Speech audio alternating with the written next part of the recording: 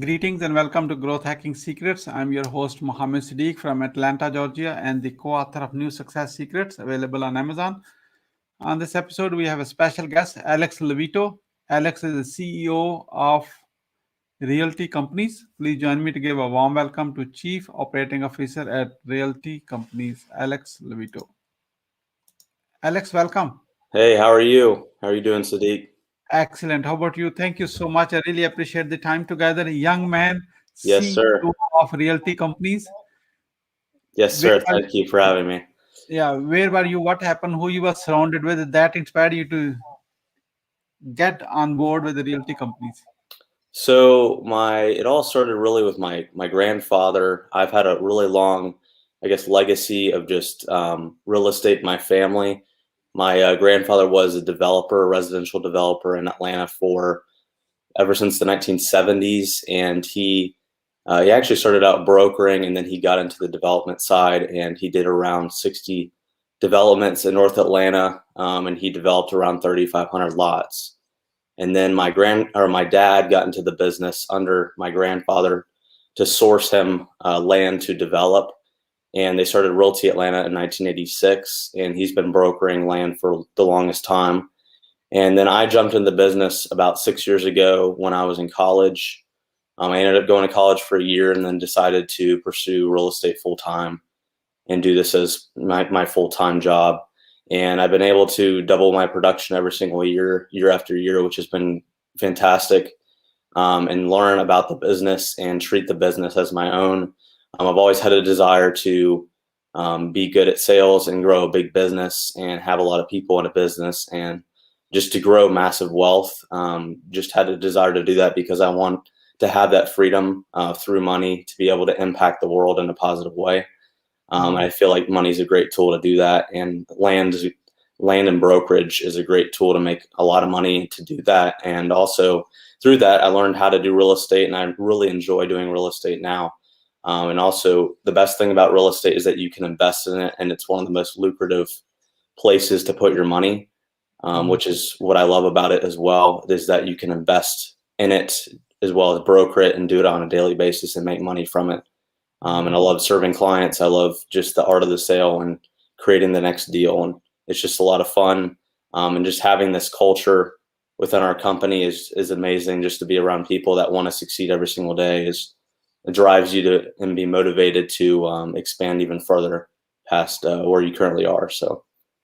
Oh, wonderful, wonderful. I'm looking at your website right now. You are in 6 states. Yes, sir. Yes, sir. Oh, congrats, man. Yeah. Congrats to your dad, Sean Levito, as well. Yes, thank you. I had honor and privilege to meet him in person. In fact, for folks you are watching this now, I am one of their former clients. We had a little small property to sell, and they served very well on that purpose. So thank you, young man. Yes, sir. What's the difference in when you taken over the USA growth year over year? There will be a time when it will not grow the way you wanted. Yeah, yeah. I'm I mean, planning for that too, because a big challenge real yeah, estate is. there's been big challenges, but I just been really trying to focus on building tools that I can learn to use on a daily basis that are going to help me find land easier. Also, through my experience of what we do a lot of well, what I specialize in is land. Our company in general specializes in land. And what I learned through doing real estate and doing land is that I listed some commercial property that was for land or land that was for commercial use. And I just kind of went out of my way to find users. I didn't have that big of a database. My dad had his own contacts, but we did have a very large database of home builders, single family and townhomes, and apartment users. And I quickly figured out that that's what I wanted to specialize in. And that's basically what I do now is I just focus on those things. I focus on single family home land and apartment land, and that's where I really put my focus. And also with just systems in general with our company, I try to focus on building foundational tools that are going to enable us to scale as a company rather than just doing something for a one-time thing. We want to be able to create systems that are going to be able to scale us bigger and bigger and bigger. If we have 1,000 agents or 10 agents. We want to be able to have systems in place that are going to be able to compensate Yeah, for that. that's exactly the way to go. So, what are the top three mistakes to avoid as a land seller? If I want to sell a land, Hmm. what are the top three missteps to avoid so I don't trap into the wrong? If I was selling my piece of land, you really need to look at what kind of property you're selling. So if I'm selling an apartment complex, I want to hire an apartment guy. Same goes with land. I see this mistake happen a lot of times. There's a lot of companies that don't specialize in land, and they don't know what they're doing. Land is it's kind of hard to break into. It's not very, you have to know about development. You have to have a development background to understand how everything works within the building industry and construction industry. And that's where I would say as a seller, you need to avoid hiring a broker that doesn't have the knowledge for the property type you're trying to sell. So I feel like that's a really big thing that I see among sellers that people don't really look into that much. We have a lot of instances where there are sellers of property and they hired a guy with I'm not going to throw out any names, but like a residential firm, and they Yeah, do residential housing, and he's just a one-off guy within their firm that does commercial, and he's selling a piece of land, and he doesn't really know what he's doing, or she doesn't know what she's doing. So that's something I see common among sellers. yeah, that's one mistake. About two more. I want top three. Right.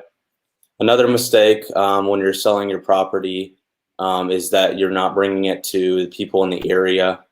You need to look who's doing stuff in the area currently, and I would market to those people because they're going to be already going to be familiar with the area and surrounding things in the area. And that's what I would look at. Is I would go to the local players and say, here's a piece of property, and they should be able to know it and look at it and make a quick decision on it. Mm-hmm. And then the third mistake I would say is you need to know everything about your property. So you need to know every single detail there is. So like for apartments, you need to know how many units, you need to know all the rents, the financials, you need to have all the things in place for the buyer to make an easy decision on your property. You need to know the cap rate and the return.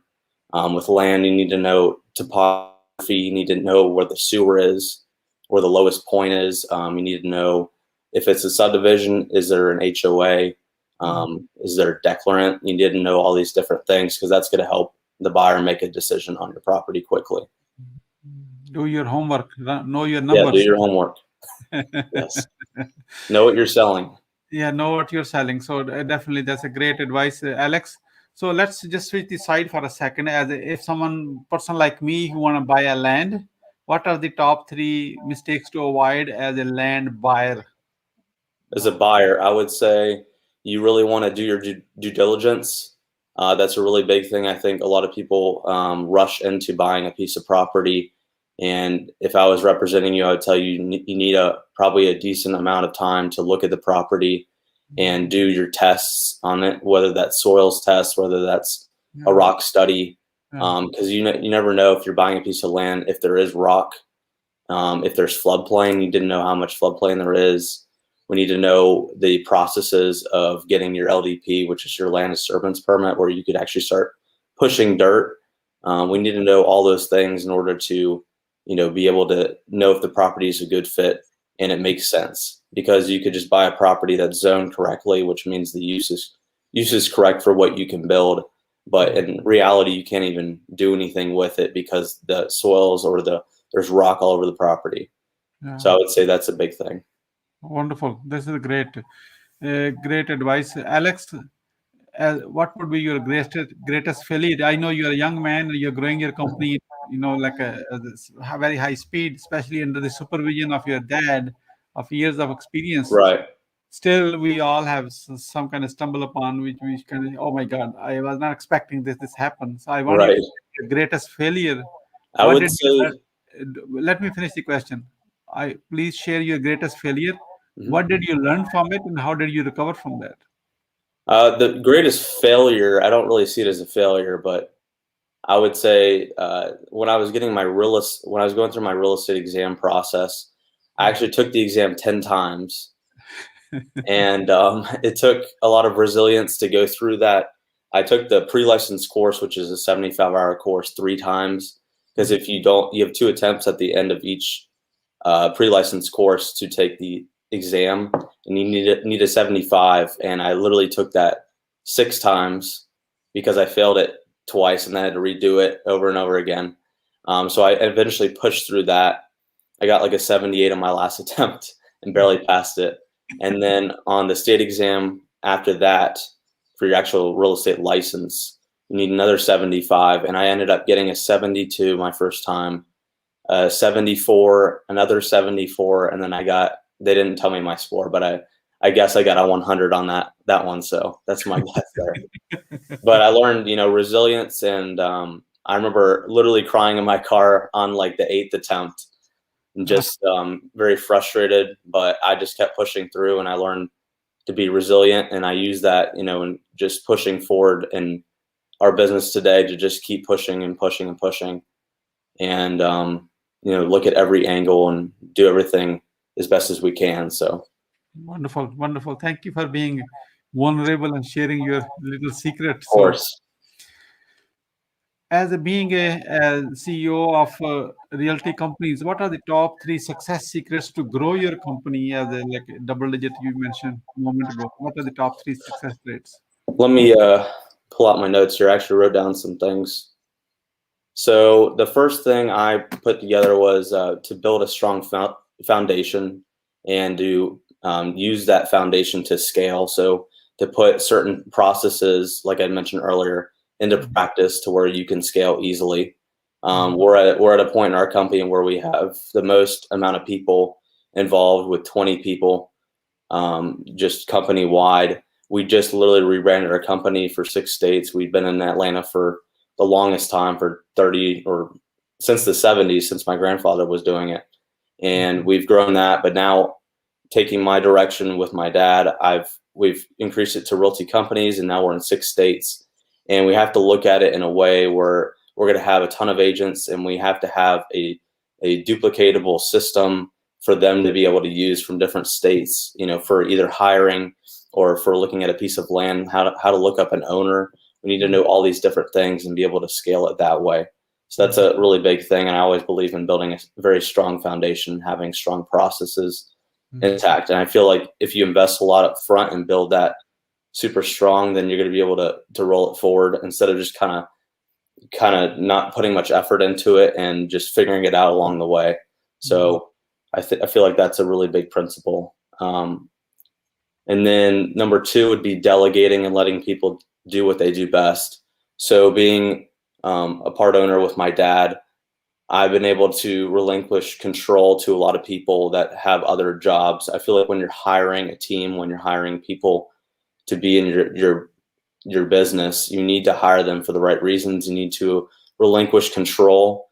So we hired my girlfriend, and she's our CMO, and she handles all the design work. She designed our whole website. She designed all of our new marketing packages, signage, everything. And I like design. I think I'm decent, but she's a whole new level. She used to work for one of the biggest architecture firms in the world as their corporate branding team. And she went to Auburn and graduated in top 15 in her class. And she's super smart. And we got her on board, luckily. And she's just been handling everything for us design-wise. And I'm just going to delegate that to her. I don't want to micromanage her. I don't want to spend time doing that. I just want her to be able to come to us, me and my dad, to approve the designs, to be able to give that final say, maybe give some input, but not be able to micromanage her. So that's an example. Or like an admin role. We have an admin that's been with us. Her name's Rhonda, and she's been with us for about 20 years, and she handles all paperwork. But I'm not going to micromanage her because she's been doing it for so long, and I want to be able to delegate, and that's going to allow you to grow bigger. Wonderful. This is good. And then the last thing, and then a quote I got from a book called Principles by Ray Dalio. I think he's the CEO of Bridgewater Associates, which they manage billions of dollars. He said a great company is built on a great culture and great people. Really, your business is built around great people.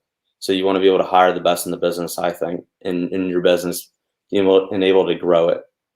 And then my last thing is to strategize, work hard, and dominate. So strategizing is a big part of my day. I always have goals. I set my goals early in the morning and late at night. I look at my goals. I know what I want to do, either business, personally, spiritually, whatever it is, and set those goals and look at those goals every single day. And then I want to be able to break that down on a to-do list every single morning and know what I'm doing. I feel like a lot of people don't actually know what they want, and they don't sit down and ever write down what they want in life in general. And I think once you figure that out and you figure out how to do it the right way, I think you need to create your systems and come up with the best way of achieving that goal. And by having a to-do list, you're actually figuring out, step by step of how to get to that goal. And it gives you something to do that day rather than just going to the office and getting on your computer and typing emails, So, and then the last thing is just working hard. I think working hard, you're able to control that yourself. And if you're working on the right things, then it's going to pay off in the end, and you know what you want, then that's the best thing you can ask for. Wonderful. Alex, you're not as good as you think. You are better, I can tell you for sure. Thank you. Yeah. So let me ask a little personal come business question. So how is it working in a family business, working with a dad? Oh, I've been doing this 30 years and you are just like, Uh-huh. you I like working with my dad. let me finish I don't want diplomatic answer. I want a real answer. Okay. Yeah. I didn't ask the question yet. So working with the dad, on the other side, you have a girlfriend and CMO and all that good stuff. So you're a rock and hard place sometime. I can tell whether even asking you. So when there is some kind of a difference of opinion or so-called conflict or something, Mm-hmm. some tension arise, how you manage that? That's the question. So it just depends on what it is. If it's if we disagree like on a design for, like, let's just say a folder or a flyer for a marketing package or a signage design or something like that, we always talk through it. Me and my dad, ultimately have the bigger decision on it. We have the final say on what that is, but we work through it and we try to understand her viewpoint. We understand, each person's viewpoint in the room of why they think the best decision is for what they're thinking. So that's kind of how we work through it. It can, sometimes it's harder than others, and sometimes it's super easy to get through things. For the majority, we wouldn't have hired either my girlfriend or, with working with my dad. It's worked out, for 6 years, and we haven't had too many problems. We all think like-minded. We like to hire like-minded people that think big and are creative and that have great values, that have integrity, and all these different values that we value a lot. So in working with my dad over the years, he has a lot of experience. I try to nurture that relationship as much as I can and use that, try to learn as much as I can, and I try to just build off of what he's given me as far as his knowledge, and I try to build skills, different foundations and different systems that we don't have. And I've built a lot of those things over the year for our company. I built just a lot of databases and mapping systems for us. So that's been really beneficial. Wonderful. Wonderful. Thank you. So Alex, how the people who are watching this show right now, the Growth Hacking Secrets, can support you? I think the biggest thing, we would just love to list any property that you guys have. We're actually expanding into different categories of real estate right now. And whether that's apartments or office buildings or different things like that, other than land. But what we're best at is land, and we are right now in Atlanta. We do have an office in Chattanooga currently with 2 guys up there, and we're about to start an office in Savannah with my sister. We're going to be starting 25 offices throughout the Southeast, so we'll have brokerage teams in all the major cities. And I think the biggest thing that you guys could use to really help me is just to list property with us and let us sell property for you guys, or help us, let us buy, let us broker land to you guys or broker property to you guys to buy. Either way, if you want to invest in real estate, if you want to buy for your company, then we're the guys to go to, and I think we can prove that to you. Wonderful. Realtycompanies.us, REALTYCOMPANIES.us. That's the website. If you're buying or selling real estate, you owe it to yourself to visit the site, check, talk to them, ask your questions, and get the conversation going. Then you make an informed decision. Okay. So you have any kind of buyers or sellers checklist, like, hey, here are the 5 things to look for. Here's the 5 things to, Yeah, it just depends on what you're looking for, what kind of property type you're looking into. So, I mean, myself, I've been looking to buy apartments, for example, just because I believe that, investing wise, it's a very solid asset because people always have to live somewhere. yeah, I think buying B class apartments is, I think, probably the best because that's kind of like the middle tier of apartments. Class A, it can be very lucrative, but in a time of a recession, a lot of people are going to vacate out of those apartments. And with the C class apartments, you could fix those up and turn those to B, and do a value add. But from looking into that for an investment on my end, I want to be able to know all the things that I'm looking for, and that's what I would say. With buying land in the past with our family's owned a lot of land around Atlanta, and we just really heavily invest into due diligence up front with our properties, yeah. and we make sure we know what we're buying. Not to say we haven't made mistakes before, but we try to limit our risk as much as possible and then make an educated decision at that point to purchase the property. Wonderful. Realtycompany.us. Thank you so much. We are about to wrap up. I'd like to ask you a quick question. What would you say as your today's guest experience on a growth hacking secret show?